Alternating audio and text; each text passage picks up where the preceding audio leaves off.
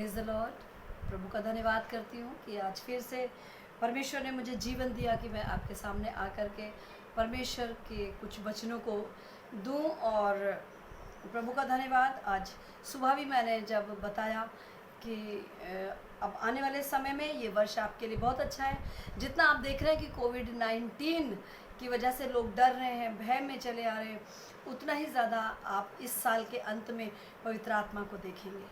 तो ये इस हफ्ते की जो भविष्यवाणियाँ हैं, पहले भी मैं वैसे बता चुकी हूँ, लेकिन इस बार अभी फिर मैं बता रही हूँ। जो प्रभु ने कल मुझसे कहा, मैं आपको बता रही हूँ कि मरियाँ तो बहुत आएंगी, महामारियाँ बहुत आएंगी, लेकिन उसके साथ इस साल आपको आनंद भी मिलेगा प्रभु के लोगों, और परमेश्वर आपकी सहायता करेगा।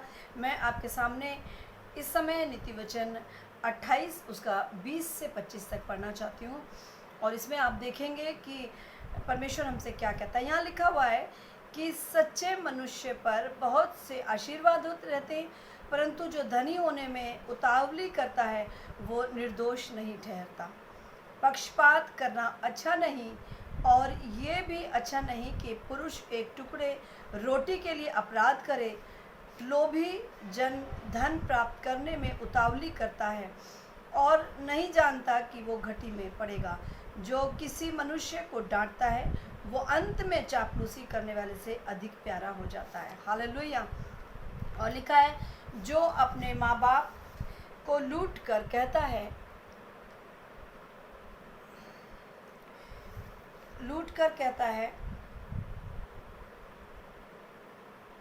कि कुछ अपराध नहीं, वो नाश करने वाले का संगी ठहरता है। समझदार हो जाएं लोग। लालची मनुष्य झगड़ा मचाता है, और जो यहोवा पर भरोसा रखता है वो हष्ट-पुष्ट रहता है।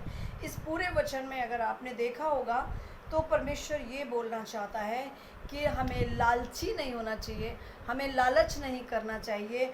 और माँ बाप के लिए भी लिखा है, क्योंकि माँ बाप को सबसे ज़्यादा प्यार करने वाले माता पिता होते हैं, और उससे ज़्यादा माँ, और उससे ज़्यादा परमेश्वर। तो जो माता पिता का आदर सम्मान नहीं करता, आने वाले समय में जब वो माता पिता बनते हैं उनका सम्मान कभी नहीं होगा। अच्छा बोइए, आपको 100 गुना अच्छा मिलेगा, बुरा बोइए, आपको 100 गुना बुरा मिलेगा। और इसी के मैं आगे थोड़ा सा आपको बताना चाहती हूँ। यहाँ पर जो बात हो रही है कि परमेश्वर एक रोटी टुकड़े के लिए अपराध भी ना करे, और परमेश्वर जो बहुत धनी होना चाहते हैं उनको नुकसान होता है हमेशा। आप देखिए, मैं अय्यूब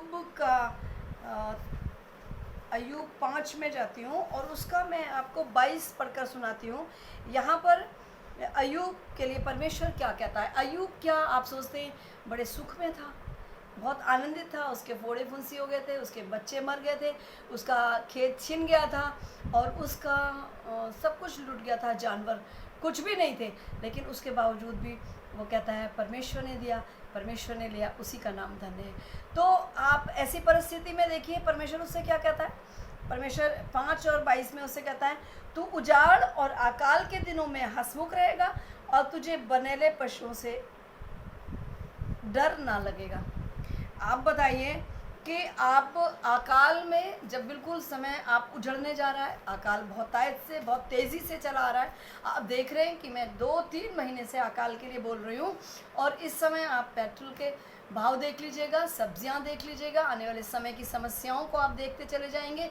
और जो परिस्थितियां आप देख रहे हैं बहुत ज़्यादा, जिसे कहना चाहिए कि बारिशों से इतनी बर्बादी हो रही है। उसके अलावा परमेश्वर ने बारिश के साथ साथ टिड्डियाँ भी भेजी हैं। तो क्या आप टिड्डियों को रोकेंगे, या आप बारिश को रोक सकते हैं? आप मनुष्य हैं, मैं मनुष्य हूँ, हम ना बारिश को, ना टिड्डियों को, ना बिजली को, और ना अर्थक्वेक को, हम इन चीज़ों को नहीं रोक सकते। वो सिर्फ एक परमेश्वर रोक सकता है। लेकिन परमेश्वर आपसे और मुझसे कहता है, ऐसे अकाल के समय में आप जो हैं बहुत आनंदित रहिए, हंसमुख रहिए। आपको बनेले पशु से क्यों लिखा है इसमें पता है आपको? ऐसी परिस्थिति आ जाएगी, अकाल इतना पड़ जाएगा और इतनी समस्याएं विकट बुरी हो जाएंगी कि आने वाले समय में पशु लोग अपने आहार को ढूंढेंगे और उनको वो नहीं मिलेगा, और वो जंगलों से बाहर निकलेंगे, और मनुष्य भी उनके आहार बन जाएंगे।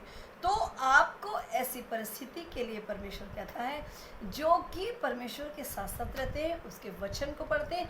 प्रभु उनके लिए बोलता है कि तुमको बनहरे पशुओं से कभी डर नहीं लगेगा।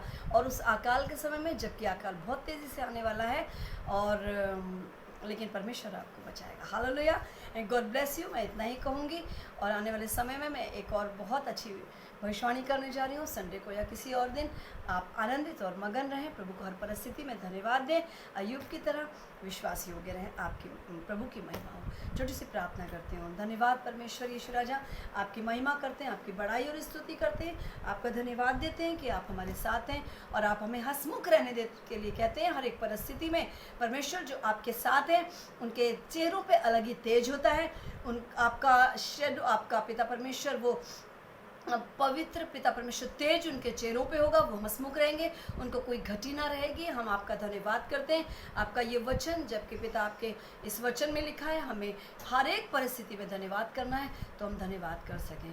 प्रभु हर एक की सहायता करना, हर एक परिस्थिति में हम भी आपका धन्यवाद करते हुए इस प्रार्थना को प्रभु यीशु मसीह नासरी के नाम से मांग लेते हैं। आमीन और फिर आमीन। God bless you. निकल गया था।